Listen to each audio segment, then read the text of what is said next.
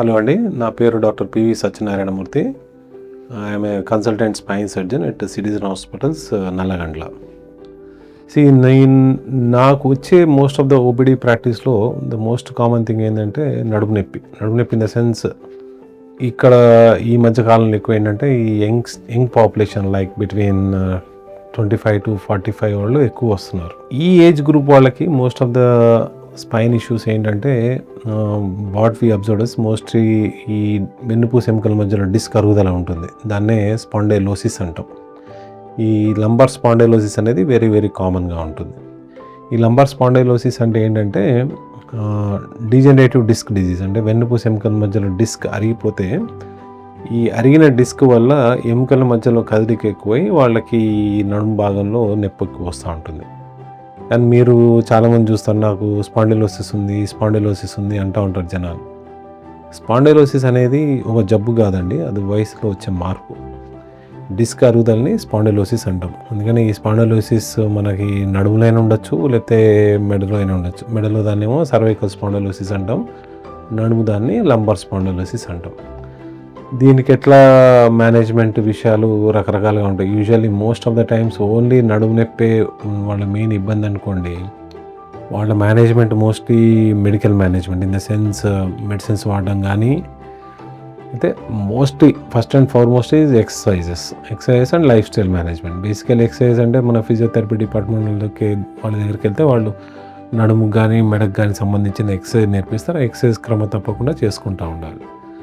రెండోది ఏంటంటే life style modification in the sense suppose మనం ఇఫ్ యూఆర్ డెస్క్ వర్కర్ అనుకోండి, ఇప్పుడు చూసేది ఏంటంటే మోస్ట్ కామన్గా ఇదే కదా, మన ఐటీ ఎంప్లాయీస్ కానీ ఆర్ ఈ చాలామంది స్టూడెంట్స్ కానీ ఎక్కువ చైర్ మీద కూర్చుని ఉంటారు. వాళ్ళకి ఏంటంటే we last them not to SIT for more than 30 minutes or 40 minutes at a stretch. అంటే ఇప్పుడు ఎక్కువసేపు కూర్చోవాలనుకోండి, ప్రతి 30 నిమిషాలకి 40 నిమిషాలకి ఒక small break, a minute break తీసుకుంటే బెటర్. మనకి వేరే రీజన్స్ లైక్ వెన్నుపూస సమస్యలకి ఏంటంటే ఈ మధ్యకాలంలో ఎక్కువ చూసేది ఏంటంటే స్పోర్ట్స్ ఇంజరీస్ అండి.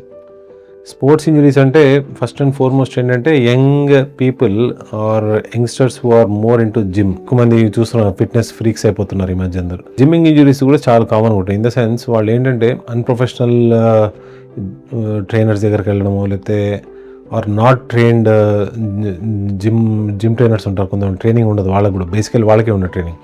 వాళ్ళ దగ్గర మనం వెళ్ళి ట్రైన్ అవుతున్నాం అనుకోండి, వాళ్ళతో మన ప్రాబ్లం ఏంటంటే ఈ వెయిట్స్ లిఫ్ట్ చేసేటప్పుడు కానీ, వెయిట్స్ పుష్ చేసేటప్పుడు కానీ ప్రాపర్గా లిఫ్ట్ చేయకపోతే కనుక there is definitely a loading on the spine.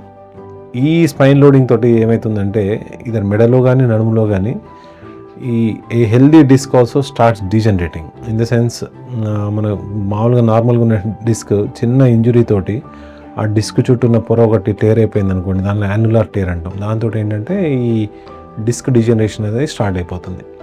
ఈ డిస్క్ డిజనరేషన్ అనేది క్రమేపీ మనకి ఓ క్రానిక్ బ్యాక్ పెయిన్ లాగా ఉండిపోతూ ఉంటుంది అన్నట్టు. అంటే సమస్య నడుము నొప్పి ప్రతిసారి ఉంటుంది కదా సమస్య, నడుము నొప్పి కానీ మెడ నొప్పి కానీ.